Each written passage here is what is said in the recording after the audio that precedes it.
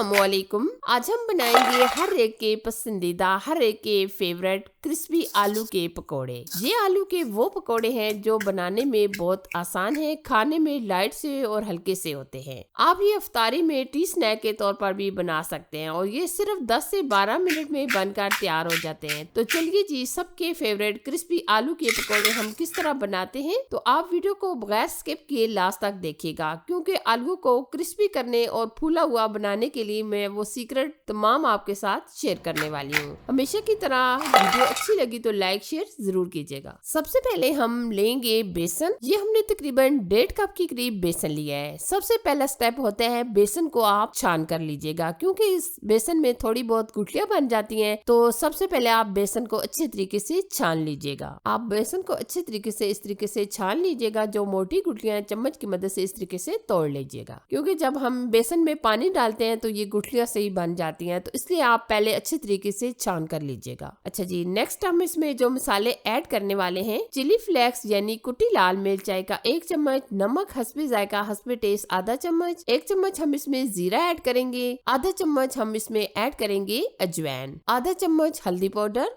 आधा चम्मच काली मिर्च का पाउडर, आधा चम्मच सुर्ख लाल मिर्च का पाउडर। अब हम इन ड्राई मसालों को अच्छी तरह पहले मिक्स कर लेंगे। स्पाइसेस में आप अपनी मर्जी से कम या ज्यादा भी ऐड कर सकते हैं। अब हम इसमें थोड़ा सा पानी ऐड करेंगे और अच्छी तरह हम मिक्स करेंगे। पहले आप थोड़ा सा पानी डालिएगा, फिर अच्छी तरह मिक्स करने के बाद मजीद पानी ऐड कीजिएगा। ये देखिए, आप देख सकते हैं अभी ये बैटर बहुत ही सख्त है। हम इसमें थोड़ा सा मजीद पानी डाल देंगे और अच्छी तरह मिक्स करेंगे। बैटर को हम बहुत ज्यादा नरम भी नहीं रखेंगे और ना ज्यादा हम सख्त रखेंगे। ये छोटी छोटी सीक्रेट सी टिप्स होती हैं, अगर हम इनको फॉलो करके बनाएं तो कभी भी आपकी रेसिपी खराब नहीं होगी। अच्छा जी, अब हम इसमें ऐड कर देंगे बारीक कटा हुआ हरा धनिया और बारीक कटा हुआ पुदीना। पुदीना भी आप लाजमी ऐड कीजिएगा, इसकी बहुत ही अमेजिंग पकौड़ों में खुशबू आती है। आप देख सकते हैं हमने बैटर को बहुत अच्छे तरीके से मिक्स कर लिया है। आपको मैं चेक करा देती हूँ, हमने ये इस तरीके से रखा है, ना ज्यादा ये नरम है ना ज्यादा ये सख्त वाला है। अच्छा जी, नेक्स्ट आ जाती है बारी आलूओं की। आलू को हम किस तरह कटिंग करेंगे, बिल्कुल हम बारीक बारीक कटिंग करेंगे। बहुत ज्यादा आप मोटा कटिंग ना कीजिएगा। अगर हम बहुत ज्यादा मोटा कटिंग करेंगे तब भी ये हमारे पकोड़े क्रिस्पी नहीं बनेंगे। मैं आपको नाइफ की मदद से भी कटिंग करके बता देती हूँ। ये देखिए, आप नाइफ की मदद से भी बआसानी कटिंग कर सकते हैं। ये देखिए, आप देख सकते होंगे बिल्कुल पतले पतले ये कटिंग हो रहे हैं। और अगर आपके पास कटर नहीं है तो आप नाइफ इस्तेमाल कर रहे हैं, और अगर आपके पास कटर है तो आप कटर की मदद से ये बआसानी पोटैटो कटिंग कर सकते हैं। ये देखिए, बहुत ही पतले पतले हमने ये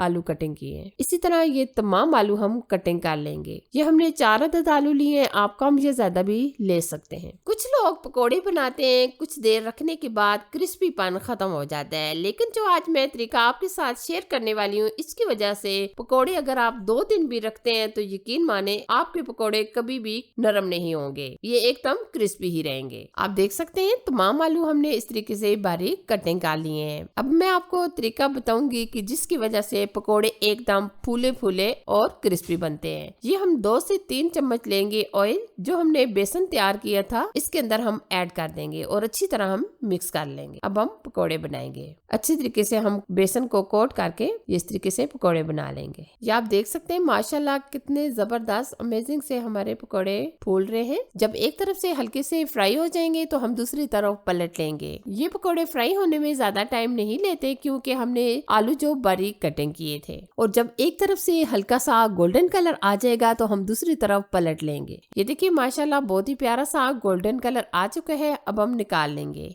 या आप पकोड़ों का क्रिस्पीपन देख सकते हैं। ये देखिए, ये देखिए जी, बहुत ही क्रिस्पी एकदम खस्ता हमारे आलू के पकोड़े बनकर तैयार हो चुके हैं। इसी तरह हम दूसरे पकोड़ों को भी फ्राई कर लेंगे। बहुत ही क्रिस्पी एकदम खस्ता हमारे आलू के पकोड़े बनकर तैयार हो चुके हैं। आप भी ये इफ्तारी में बनाए, ढेर सारी दाद पाएं। अगर आपको ये वीडियो अच्छी लगी तो लाइक कीजिए, शेयर कीजिए, और चैनल पर अगर आप नए हैं तो चैनल को सब्सक्राइब कीजिए। साथ दिए गए बेल आइकन को भी प्रेस कर दीजिएगा, ताकि मेरी हर आने वाली नई रेसिपी सबसे पहले आपको मिल जाए। Thanks for watching. Allah Hafiz.